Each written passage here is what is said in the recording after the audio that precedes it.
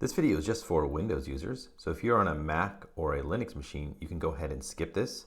So Windows users need to make sure they have PuTTY installed.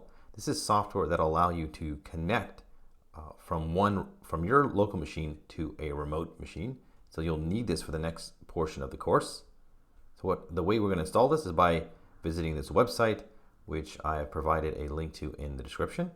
So I'm on a Mac currently, but I do have a remote desktop open on a Windows machine, so hopefully you can see and verify that this is a Windows machine down here. So here's the website that you can go to get and install PuTTY.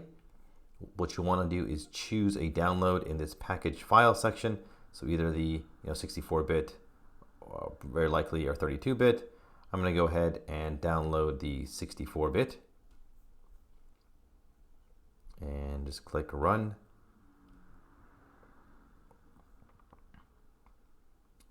Okay, so here it is. I'm just gonna go through the installation and I'll install it in its default location. And just click install. And there we go. So there's so install PuTTY, and then we're gonna use it upcoming to SSH into our machine.